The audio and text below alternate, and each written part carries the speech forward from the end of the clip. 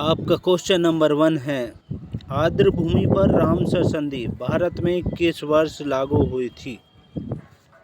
Option A 1984 में, option B 1978 में, option C 1982 में, ऑप्शन डी 1991 में। इसका करेक्ट आंसर है ऑप्शन सी 1982 ईस्वी में। और इस समय रामसर क्षेत्र जो है हमारे देश में वो 42 है, 42 है। नेक्स्ट क्वेश्चन देखिए, निम्नलिखित में से कौन सा नगर किसी नदी के तट पर नहीं बसा है? Option A Surat, B Cuttack, C Bhopal, D Mysore. Correct answer है सी पार्ट भोपाल। भोपाल मध्य प्रदेश में है और यह किसी नदी के तट पर नहीं बसा है और इसे झीलों की नगरी भी कहा जाता है। नेक्स्ट क्वेश्चन देखिए, क्वेश्चन नंबर 3, भारत का प्रथम सौर शहर कौन सा है? Option A Anandpur Sahib, option B Mumbai, option C Bangalore, option D Delhi. Correct answer है option C, option A Anandpur Sahib. Anandpur Sahib जो है ये शहर प्रथम सौर शहर है और इस शहर की स्थापना गुरु तेग बहादुर ने 1965 ईस्वी में करवाई थी और रूपनगर ज़िले में है, ये पंजाब के रूपनगर ज़िले में है। नेक्स्ट क्वेश्चन देखिए, क्वेश्चन नंबर 4, पारिस्थितिक संतुलन बनाए रखने के लिए भारत का वन क्षेत्र कितने अनुपात में होना चाहिए? Option A 11.1%, option B 22.2%, option C 33.3%, option D 44.4%। तो इसका जो करेक्ट आंसर है वो है सी पार्ट 33.3% है। नेक्स्ट क्वेश्चन देखिए, विश्व वन्य जीव निधि का शिलान्यास किस वर्ष किया गया था? विश्व वन्य जीव निधि का शिलान्यास किस वर्ष किया गया था? ऑप्शन ए 1965 में, ऑप्शन बी 1969 में, ऑप्शन सी 1992 में, ऑप्शन डी 1961 में।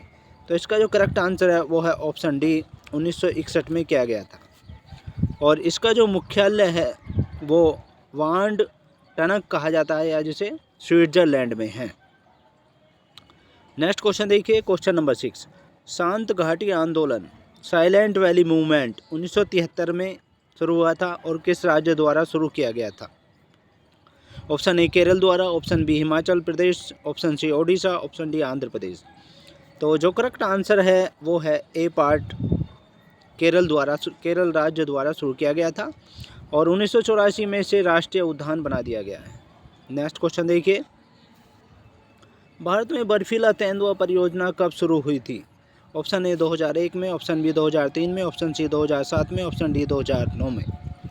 इसका करेक्ट आंसर है ऑप्शन डी 2009 में शुरू हुई थी। नेक्स्ट क्वेश्चन देखिए, क्वेश्चन नंबर 8, निम्नलिखित में से कौन सा भारत का सबसे बड़ा जीव मंडल संरक्षित क्षेत्र है? जीव मंडल संरक्षित क्षेत्र है, option A Nilgiri, option B Nanda Devi, option C Sundarban, option D Mannar की खाड़ी। तो करेक्ट आंसर है डी पार्ट मन्नार की खाड़ी है सबसे बड़ा जीव मंडल संरक्षित क्षेत्र और ये तमिलनाडु में है। नेक्स्ट क्वेश्चन देखिए, क्वेश्चन नंबर 9, एक फर्म संतुलन में होती है जब ऑप्शन ए सीमांत लागत और सीमांत राजस्व बराबर हो, ऑप्शन बी कुल लागत सबसे कम हो, ऑप्शन सी कुल राजस्व अधिकतम हो, ऑप्शन डी औसत राजस्व और सीमांत राजस्व बराबर हो। तो इसका करेक्ट आंसर है ऑप्शन ए सीमांत लागत और सीमांत राजस्व जब बराबर हों तो एक फर्म संतुलन में होती है। नेक्स्ट क्वेश्चन देखिए, क्वेश्चन नंबर 10, मांग की लोच वस्तुओं की मांग और किसके लिए उत्तरदायी है? मांग की जो लोच है वो वस्तुओं की मांग और किसके लिए उत्तरदायी है? ऑप्शन ए वस्तुओं के मूल्य में परिवर्तन, ऑप्शन बी स्थापन्य के मूल्य में परिवर्तन, ऑप्शन सी पूरकों के मूल्य में परिवर्तन, ऑप्शन डी संयुक्त उत्पाद के मूल्य में परिवर्तन। तो इसका करेक्ट आंसर है ए पार्ट वस्तुओं के मूल्य में परिवर्तन। ए पार्ट करेक्ट आंसर है। नेक्स्ट क्वेश्चन देखिए, क्वेश्चन नंबर 11, नकदी की काल्पनिक मांग किसके द्वारा निर्धारित होती है? नकदी की काल्पनिक मांग किसके द्वारा निर्धारित होती है? ऑप्शन ए ब्याज दर, ऑप्शन बी आय का स्तर, ऑप्शन सी सामान्य मूल्य स्तर, ऑप्शन डी बाजारी स्थितियाँ। तो इसका करेक्ट आंसर है ए पार्ट ब्याज दर के द्वारा निर्धारित होती है नकदी की काल्पनिक मांग। नेक्स्ट क्वेश्चन देखिए, क्वेश्चन नंबर 12, निम्न में से किस स्थिति में मांग का नियम असफल हो जाता है? किस स्थिति में मांग का नियम असफल हो जाता है? ऑप्शन ए गिफिन वस्तुएं, ऑप्शन बी सामान्य वस्तुएं, ऑप्शन सी निम्नतर वस्तुएं, ऑप्शन डी गिफिन और निम्नतर वस्तुएं दोनों। तो इसका करेक्ट आंसर है ए पार्ट, गिफिन वस्तुएं। नेक्स्ट क्वेश्चन देखिए, क्वेश्चन नंबर 13। जब सीमांत उपयोगिता शून्य होती है तब कुल उपयोगिता होती है? ऑप्शन ए न्यूनतम होती है, ऑप्शन बी बढ़ती है, सी अधिकतम होती है, डी घटती है। तो इसका करेक्ट आंसर है सी पार्ट, अधिकतम होती है। जब सीमांत उपयोगिता शून्य होती है तो कुल उपयोगिता अधिकतम होती है। नेक्स्ट क्वेश्चन देखिए, क्वेश्चन नंबर 14। किसकी कमी के कारण दूध को एक संतुलित आहार नहीं माना जाता है?